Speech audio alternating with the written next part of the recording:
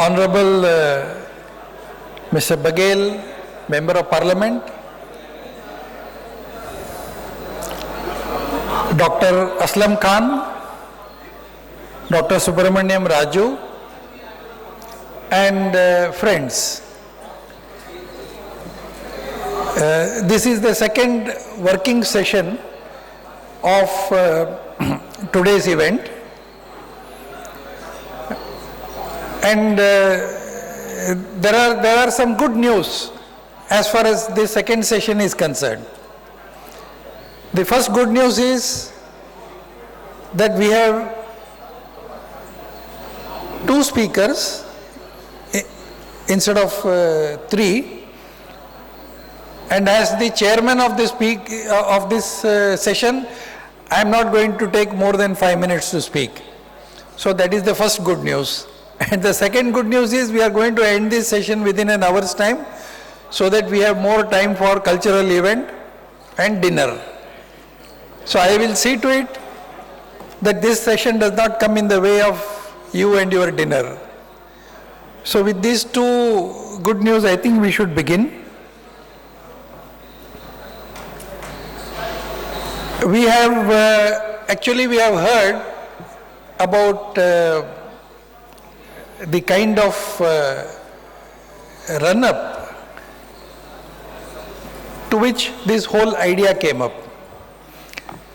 Speakers in the morning session, inaugural session, and especially our guide of this whole organization, fans, Shri Indresh Kumar ji, explained to us as to how this whole idea of this particular seminar began. As we have seen from the morning, Himalaya and Hind Mahasagar. So if you look at the gamut of the geographical area of Himalaya and Hind Mahasagar, it nearly encompasses about more than 54 countries of the world. But it is not just 54 countries. What we should remember about this concept of the mountain and the ocean, Himalaya and Hind Mahasagar, is the uniqueness of the geographical gamut of this whole region. Actually, the idea is not just to look at the north and the south, but also look at the areas that comprise countries from the west to the east. So if you look at the west and the east of this geographical entity, what we find is, besides the countries on the land border, the land geography, we have also to take into consideration the countries that touch the Indian Ocean. As we all know, this zone or this area which we are talking about has virtually been the cradle of more than 8 to 9 most ancient civilizations. If you think about Mesopotamia, Egypt, of course Indus Valley civilization, the Yellow River civilization, which is basically the Chinese civilization, then Mesoamerican, the African civilization, Andes civilization, Mayan. Remember, Mayan, which consists of the Mexican area, is also part of the South-South cooperation zone. So if you think in terms of economy and trade, look at the areas that we are thinking about. So right from Mexico to Indonesia, Sumatra, Java, Borneo, if you look at the ocean region, it also includes nearly 54 countries, 56 countries of the Indian Ocean Rim Association. Indian Ocean Rim Association has about 27 members. But besides that, the actual countries that cover the Indian Ocean Rim Association, IORA, are more than 57. So if you can look at this, the entire eastern coast of Africa, the western coast of India, the western portion of India, and the eastern portion of India. This is the region we are talking about, and in terms of population and in terms of geography, it is about nearly 70% of the geography and 80% of the population of the world. Not only that, the most important element of this particular region which we are talking about comprises 3 out of 4 largest economies of the world: US, China, India, and Japan. Out of this, India, Japan, and China, 3 very huge, large economies of the world, which actually are the driving force of the economy in this country, in the world, are also in this part of the region. So if you look at this, you can imagine the kind of potential that this whole idea has. This is not just an ordinary cultural idea. Of course, the cultural basis, the cultural template of this idea is very important, because this one particular idea encompasses what we would naturally call as one of the longest surviving civilizations. There are basically, this area consists again of 3 civilizations which have the longevity and continuity also. Out of that, Iran, which is one of the longest civilization and which has a continuity also. The Yellow River civilization, or what we in modern terms we call the Chinese geography, you can say, which has a very long civilization, a continuous civilization, but the political systems could have changed. Iran also, the political system has changed. But remember, Iran, the Persian language is the only language in the world which continues to be the official language of the country of its origin. So that is the greatness of the Iranian civilization. And then the Chinese civilization, of course it is very old, very ancient, it has continuity, but the political system has changed. But that does not mean the civilizational ethos have changed.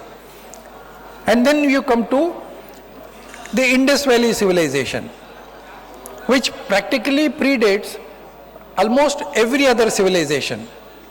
So if you look at the gamut of the civilizational existence and the ancestry also, this region becomes very important. I would request some of the participants to continue with their discussion after the session, please. Can we have a little bit of silence, please? I would request a little bit of silence considering the seriousness of the subject. So this is the idea with which we are working. So we have been engaging ourselves with the civilizational past. We heard from Mananiya Indreji about the civilizational aspect, the cultural aspect. But actually, if you look at the whole gamut, we should also remember one thing.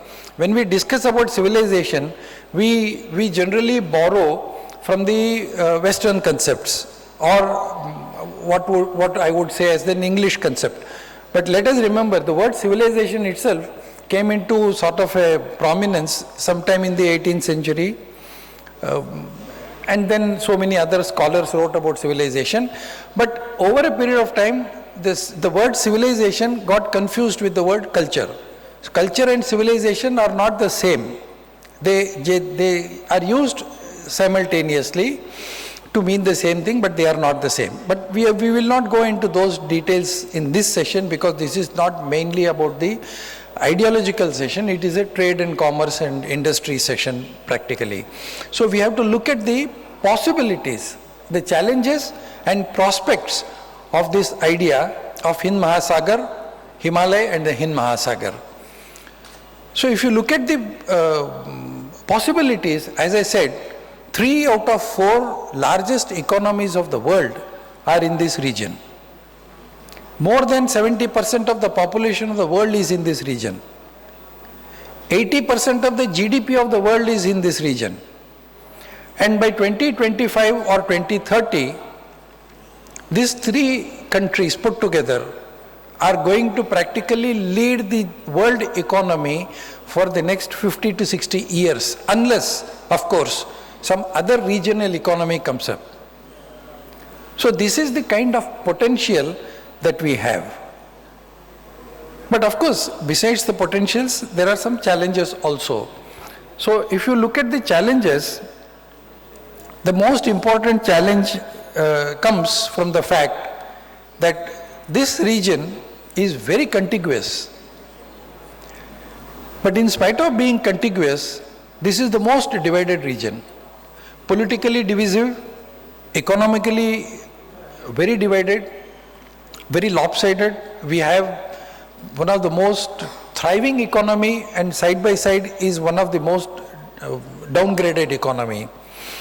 We have one of the richest economy, and close by that is another economy which is the poorest. We have a very developed economy and an underdeveloped economy. So all kinds of economic features dominate in this region. Another difference is the political differences. It is in this region we have democracy, oldest democracy, thriving democracy, functioning democracy. We have a military dictatorship, we have a one-party rule, we have a two-party rule, and we have different kinds of democracies, different kinds of rules, different kinds of dispensation in the same region. Culturally, very different. Linguistically, very different. If you think in terms of European Union, you've got one or two languages that dominate. Whereas if you think of this region, huge number of languages and subsects and other dialects also. India alone accounts for more than 3,000 languages. You can imagine the kind of differences of as far as languages is concerned in this whole region, in spite of being geographically contiguous. Then religion, another factor. If you think in terms of European Union, you can say there are different sects of Christianity, whereas here in this region, we do not even have a list of the religions that is being practiced in this place.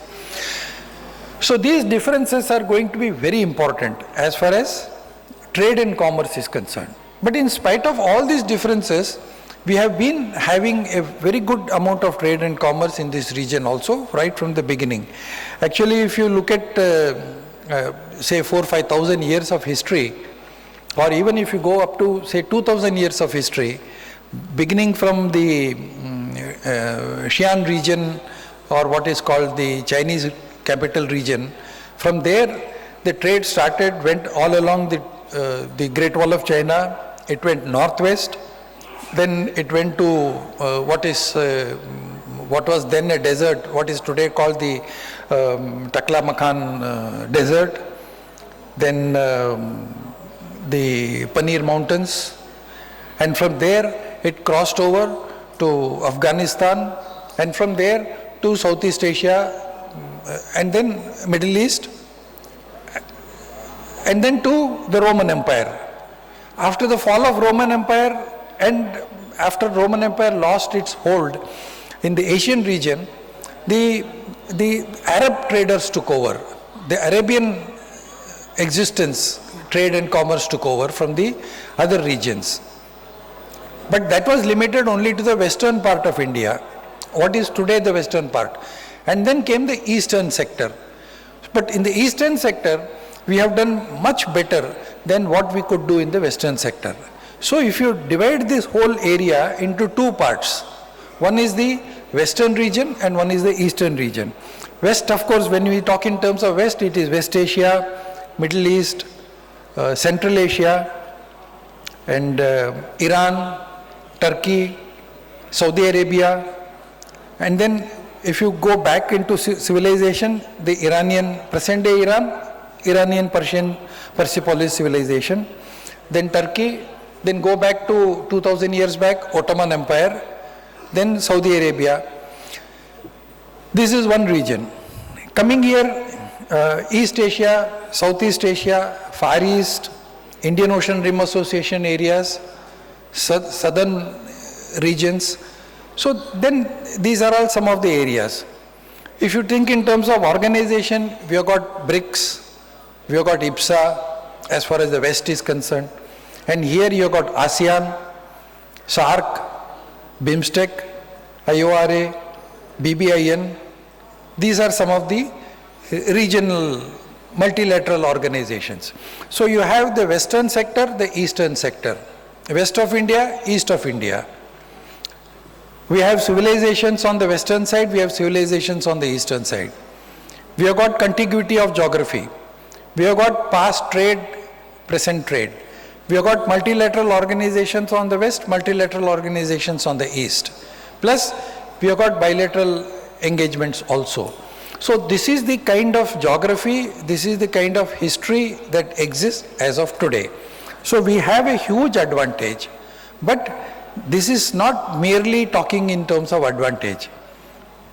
If we really want to look at this whole issue, say at least in the past 70 years, what began, we got independence, political independence in 1947.